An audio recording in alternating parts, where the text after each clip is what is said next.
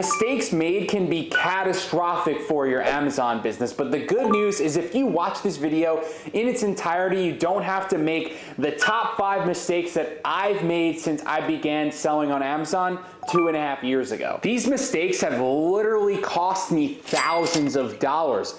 And the reason why I started this channel in the first place is so you don't have to make the same mistakes that I did. When I started, there was no resource telling me what to do and telling me not to make these mistakes. I had to learn through trial and error, but the good news is here, you're gonna see these top 5 mistakes and how they impacted my journey selling on Amazon and how they would have saved me so much time and resources if I had not made them. So let's get into the video so you can see these top 5 mistakes and what you can do to not make them. And as always, if you got value, please drop a like, comment, and subscribe. Thank you guys for watching. Let's get into it. These are the top 5 mistakes that I've made since I began selling on Amazon. Now, they're in no particular order. These are just the ones that have stung the most for me, and I think that can relate to a lot of you, especially if you are just starting out on your Amazon journey.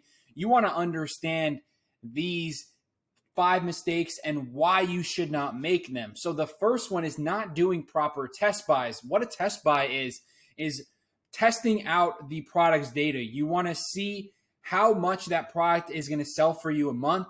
So let's say that product sells 100 times a month overall, and there's like, let's say there's 20 sellers or 15 sellers on the listing, something like that. You want to test around 5, maybe 10 units of that product, depending how the data looks. So you don't want to go buy 30, 40 units or just think you have a hunch that you could buy 20, 30 units as a test buy on that and have it be okay. You want to make sure you're testing the data, 5 to 10. A listing that sells maybe 300, 400 times a month, I might test it a little bit more, maybe 10 to 15. So that's where you want to know to have these test buys. You don't want to go in and buy 40 units on a listing that sells 400 times a month right out the gate, especially if you're a newer seller. As you start to make or get better at sourcing and make better decisions, then you can start to maybe have that indication that you know that this sells, and you can maybe forego a test buy, but you want to be using test buys for at least the first 6 months at very least. Think of it as like training wheels, and then once you're ready to take the training wheels off, then you can start to increase those test buys a little bit. And that's one thing that I've been doing over time is my test buys get a little bit bigger and bigger as time goes on because I'm more confident in my decision making. But when I started out, I was in my head. It's like that false sense of confidence that you have when you think you're starting to pick something up and then something happens and you're like, damn, I wish I didn't make that decision. That's what happened to me. I was buying like 20, 30, 40 units of a product that I didn't ever test before, just thinking it would be great and it would go fine. And the listing would either tank, something would happen. You know, I didn't learn from my mistakes because I didn't test the products out, and I made my risk ultimately too high. So I ended up having some bad things, and I ended up unfortunately returning things. And to this day, I don't do that, but I did in the beginning and I regret doing that. Definitely don't do that because it's not good. It's bad for business. So you don't want to have those purchases. That's why it's good to do 5 to 10 units, because if something goes wrong, you can just get rid of it really quickly. But if it's like 30, 40, 50 units, it's going to be a problem to get rid of. So that's why you want to test it, understand how this works, build your confidence, and your decision-making is going to get a lot better over time. So that's one thing that's super important and that I wish I did starting out. And the second one is understanding how bad returns can hurt you. So this was when I used to do apparel. At one point, my business was 70% apparel, and apparel returns were really, really crushing, especially because I was not taking a high enough margin. I was taking about 25-30% ROI, and you want to take 40 to 50 at least, because you want to factor in the cost of returns. And that's one thing that people don't do, is they don't realize how much returns hurt them. So that 25-30% ROI ends up being like 10 to 15 after returns. So that's why you want to take a higher ROI on those types of products if you are even going to do that to get at all. But I personally don't sell apparel anymore. I just decided it wasn't worth it. I don't like to deal with returns. And another thing is you have to have systems for returns, like knowing where to sell it if you get a shoe that was worn once, having a liquidation company, having eBay as a back burner. You have to have something so you can get rid of those types of products. If you plan on selling Nike, Adidas, all those types of brands, because the return rate is a lot higher than a normal category like grocery or beauty. So understand that, because otherwise you're going to be doomed from the start if you don't understand that you need to take a higher ROI for those types of products and have a plan for those returns. And the third one is buying off a supplier on Instagram. So this happened early in my journey. Luckily, I learned this lesson early because it happened about over a year ago. I'd say it was like maybe a year and a half ago, before all this fake goods stuff started popping up. So luckily it happened early, and I learned the lesson very early on. Someone from Instagram approached me. He said, I'm selling all these products from different brands, and they said they're okay with you selling it on Amazon and stuff like that. He mentioned Amazon, which is the first mistake that I learned. And it was another Amazon seller. So obviously there are like Instagram suppliers that aren't Amazon sellers, but those are still bad. And you don't want to buy from another Amazon seller. That's not a good idea, because that paper trail might not necessarily work. You might not know where it's coming from. So you want to be super careful when it comes to buying from Instagram suppliers or another Amazon seller. You want to be very careful. I would honestly run the other direction. If someone approaches you with an ASIN or something about Amazon selling their products, they said they're okay with it. And actually what ended up happening from that situation, which I bought from that guy on Instagram, and he said the brand's not going to care that you're selling it. And then what happens 2 weeks, maybe it was a month later or something, probably less than that, the brand files an IP complaint. 2 weeks later, I got a cease and desist letter from a law firm saying, you can't sell this stuff. And I tell the guy, he's like, oh, nobody else had a problem. Of course, that happens. So you want to be super, super, super careful with that type of situation, because you can't trust random people on the internet.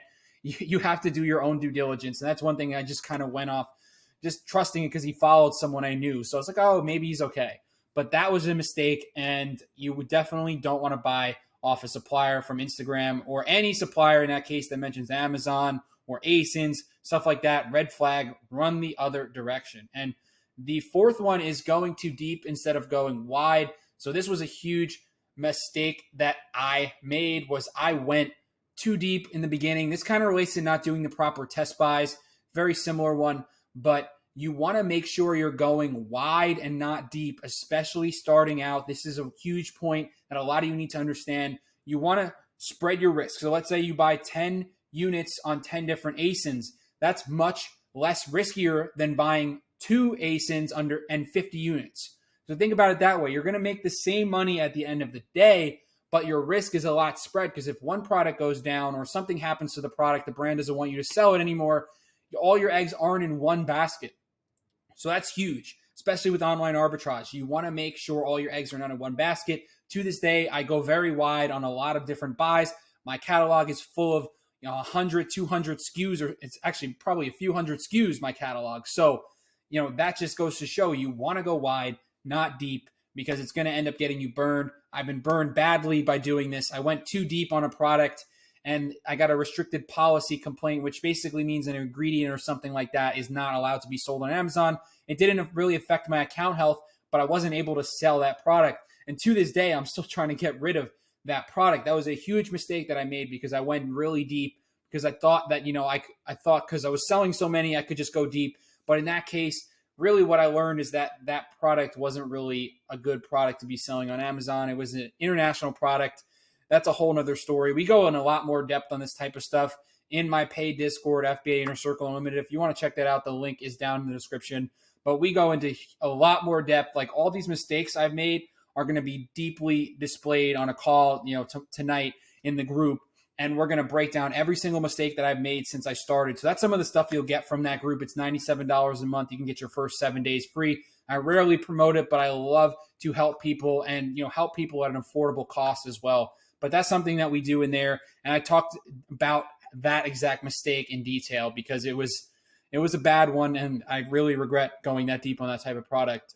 So yeah, the last mistake is not understanding business credit. So you want to make sure you understand what business credit is and how it works. So a lot of beginner sellers, they use their personal credit to start out, and that is not a good decision to do. And one thing I also did was commingled personal and business expenses. You definitely don't want to do that. At bare minimum, you need to have a personal credit card that's only for business. But in the reality is, you want to make sure you get business credit, start building your business's credit. So if you have an LLC, you should apply for business credit under that LLC.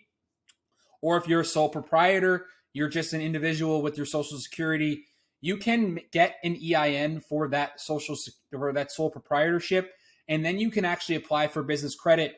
It will be personally guaranteed under your name, but you can have it separated so it's not reporting to your personal credit. That was one of the big problems I faced, was because every single dollar I charged was showing up on my credit usage. So it looked like I had a lot higher of a credit usage than I did, because all my business expenses, so $5,000 in inventory or whatever it was at the time, was showing up on my personal credit. So it was actually hurting my personal credit score. But when you apply for business credit, this doesn't happen. So that's one thing that you want to know, and you want to understand how business credit works. A couple good business credit cards to start out with are the Amex Business Blue, the Chase Ink Unlimited, and the Amex Plum is great for beginners because you get that extended period to pay. So those are 3 great cards I would look into. Amex, I know for a fact, doesn't report to your personal credit. Neither does Chase Ink Unlimited. Those are really good cards to look into starting out. And yeah, definitely do a little due diligence on business credit, because it's going to save you a lot of headaches by not guaranteeing your personal credit, anything like that, or messing up your personal credit. So yeah, those are the top 5 mistakes that I've made since I started selling on Amazon. I hope you guys learn from this and don't lose money, because I lost a lot of money from these 5 mistakes. So I want to make sure that you guys understand this so you don't have to make the mistakes I did. That's really the whole reason I started this YouTube channel, for real. It's just to help people out and make sure that they know how to source, know how to make right decisions, and also not make the mistakes that I made. So yeah, thank you guys for watching. I really appreciate it. And as always, if you got value, please drop a like, comment, and subscribe. Thank you guys for watching. See you on the next one.